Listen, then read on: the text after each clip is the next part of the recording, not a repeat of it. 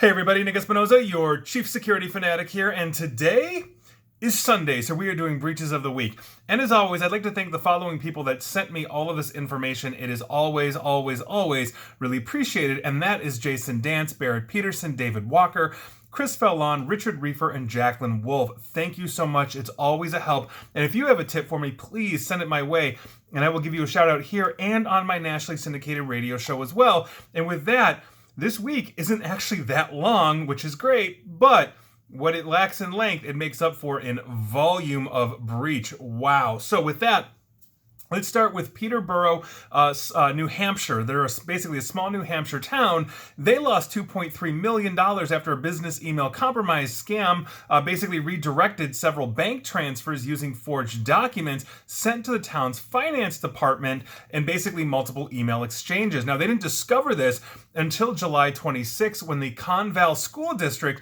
notified them and said, hey, what's up? We didn't receive our $1.2 million monthly transfer, I assume, for salaries for the teachers. So obviously that was a huge thing. $2.3 million in Peterborough. Hopefully they have cyber insurance. Moving on, let's talk about WhatsApp. But not really WhatsApp. We're talking about a modified version of WhatsApp that basically is for Android that has been Trojanized to intercept text messages, essentially deliver malicious payloads to your phone. It also displays full screen ads, and basically signs up device owners for unwanted premium subscriptions without their knowledge, and more. Now, this is a tampered variant that was detected by Kaspersky, and it comes equipped with capabilities to gather the unique identifiers in your phone, which are basically sent to a remote server that then responds back with a link to the payload that is downloaded, decrypted, and launched, and that is the Triada Trojan on your phone, your Android. So make sure when you are downloading apps, especially WhatsApp, that you're getting the legitimate one directly from the Google Play Store. Apple iPhone folks, you're off the hook on this one. This isn't for you. This is an Android thing, but please always stay vigilant. You too can be infected on an Apple device. Don't believe the hype. Moving on, we have to talk about more than 1,000 web apps because they've mistakenly exposed 38 million records on the internet, including data from a number of COVID-19 contact tracing platforms, vaccination signups, job application portals, and employee databases. Now, the data included a range of sensitive information from people's phone numbers to home addresses to social security numbers and COVID vaccination status as well. The incidents affected major companies including American Airlines, Ford, the transportation and logistics company J.B. Hunt. I see their trucks on the road all the time. The Maryland Department of Health, New York City's Municipal Transportation Authority, or MTA, and the New York City Public School System as well. And while the data exposures have been addressed, they're essentially underscoring how a bad configuration setting in a popular platform can have very far-reaching consequences. And the platform we're talking about here is Microsoft's Power Apps portal service, which is a development platform that makes it easy to create web or mobile apps for external use. So if you need to basically spin up a vaccine appointment sign-up site rather quickly during the pandemic, Power Apps can generate both the public-facing site and the data management backend. But a lot of their default configurations were wide open, or rather very poor, leading to vulnerability. And so when you are developing an app, a platform, I don't care if it's Microsoft or AWS, whatever it is, make sure you are properly configuring your cloud apps, your cloud infrastructure, all that kind of stuff, ideally using people that are actually certified in these programs.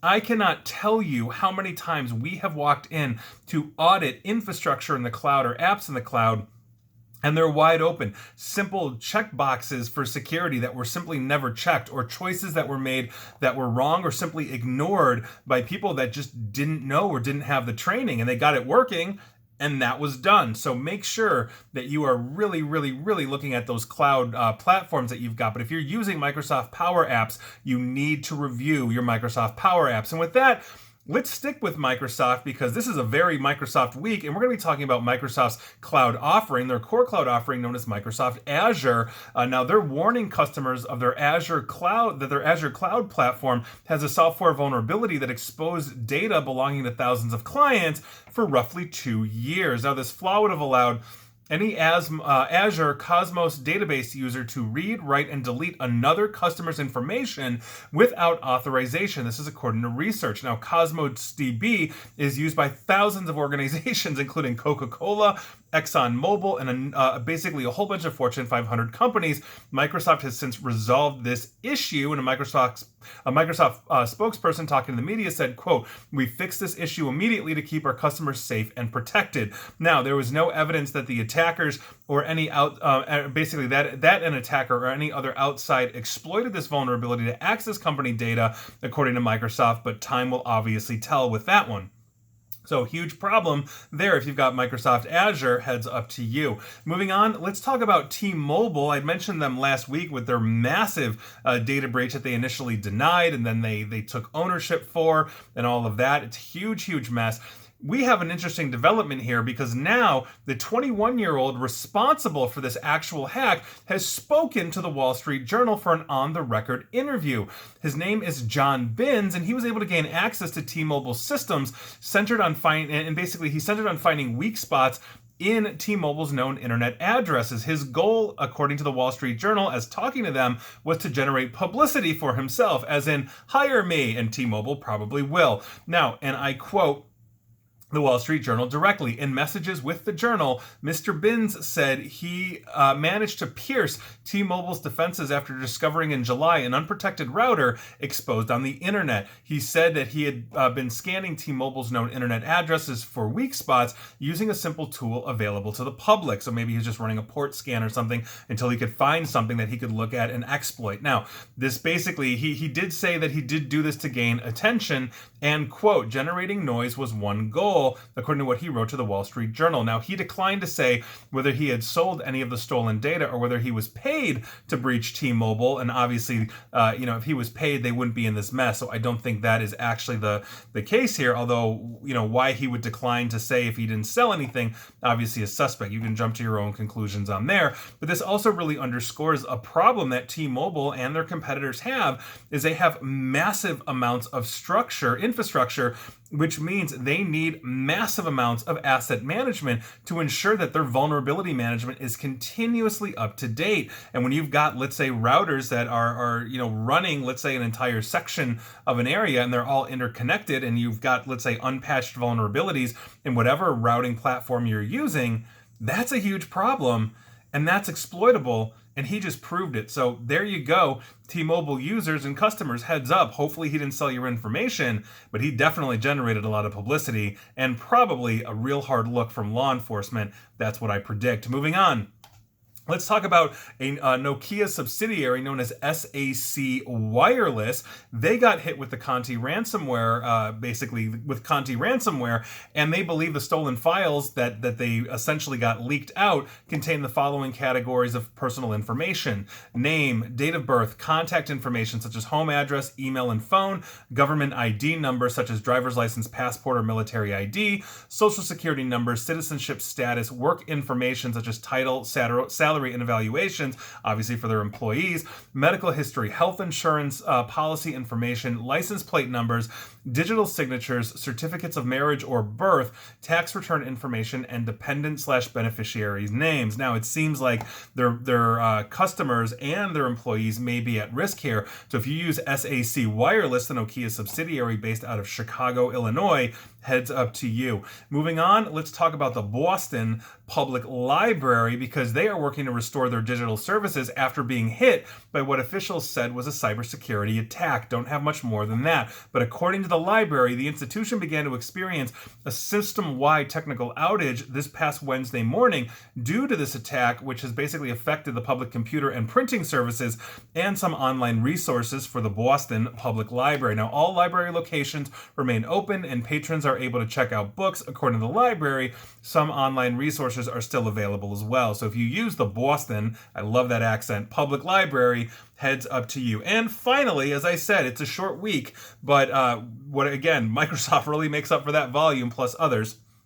We have to actually talk about the federal government breaching your privacy rights. Heads up, U.S. citizens, I am talking to you for the next 5-10 minutes because a new Washington Post report is rather disturbing when it comes to what the federal agencies of the U.S. government are getting up to when it comes to surveillance of us, the citizens. It's nuts. Now, here's what's going on with this. Hurricane Ida obviously is a huge mess too, but I want to focus on this real quick because as we're talking about Hurricane Ida, what we're seeing with these kinds of things is essentially a focus from network television, from social media, for everything else, and we are gathering a whole bunch of this information and we are putting it out on Facebook as, let's say, you're in the path of Hurricane Ida. And I didn't really mean to pivot here, but I think it's an important one. And obviously, everybody's hoping that New Orleans and Louisiana and those in the path of the hurricane are okay, but we are consuming a huge amount of data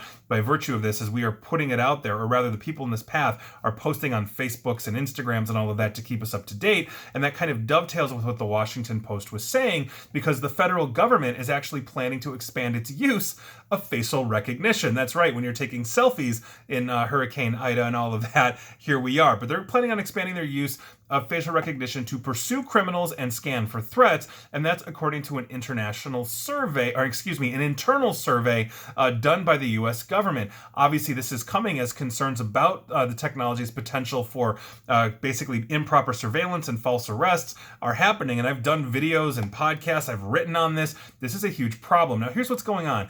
10 federal agencies, such as the Department of Agriculture, Commerce, Defense, Homeland Security, Health and Human Services, Interior, Justice, State, Treasury, and Veteran Affairs, told the GAO, or Government Accountability Office, that they intend to grow their facial recognition capabilities by 2023, and that is according to a report that was published this past Tuesday by the GAO. Now, most of these agencies are using face scanning technology for basic things, like you can unlock your phone with things like Face ID, or you can use it to unlock your laptop, like Windows Hello, those kinds of things. But a growing number of these agencies said they're going to start using this kind of software to track people and investigate crime, and we will get to the Hurricane Idas of the world in a moment here. Now, the Department of Agriculture, for example, said that it wants to monitor live surveillance feeds at its facilities and send alerts if they spot any faces that are found on a watch list. There you go. What that watch list is, the WAPO didn't say. Now, the government's expansion comes as major tech companies obviously have pushed to stall law enforcement's adoption of facial recognition software. Amazon said this past May that it stopped selling its facial recognition software, Rekognition, to the United States Police, citing the lack of basically federal laws governing how the software should be used. So there you go. Now, 3 states, Virginia, Massachusetts, and Maine, and more than a dozen cities, including Boston, Portland, San Francisco, and others, Oakland as well, have banned or restricted the technologies used by public officials and law enforcement in their municipalities. Now, representatives from both political parties, and you know it's important when both sides actually get together and agree on something, and I'm glad they do.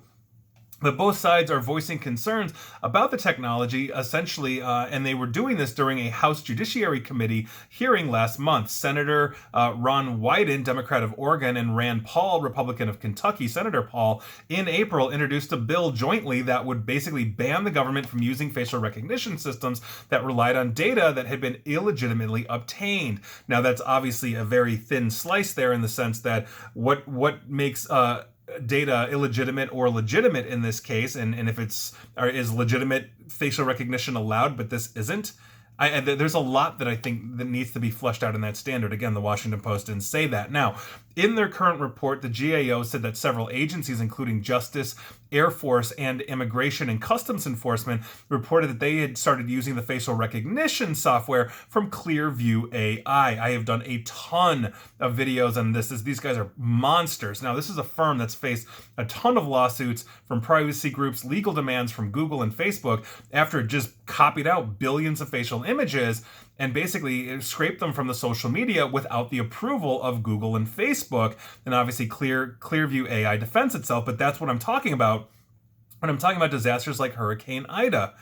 You know, we may see things or have things scraped and copied out. You think you're posting it to Facebook and your friends are going to see this, when groups like Clearview AI are essentially taking this from you. It's crazy. Now, some, including the U.S. Secret Service, said that they had tested the Clearview AI's free trial. The U.S. Park Police said it stopped using Clearview last June, the same month that the Fish and Wildlife Service reported that it had purchased an annual subscription. So it's all over the map. Every agency is doing whatever they want with this kind of thing. Now, many federal agencies said that they use software by requesting that government officials in state and local governments run searches on their own software and then report the results. Many searches were routed through the nationwide network of fusion centers, which local police and federal investigators use to share intelligence and information on potential threats or terrorist attacks. U.S. Customs and Border Protection, for example, told the GAO that it used Clearview software free by requesting help from an agent stationed at a fusion center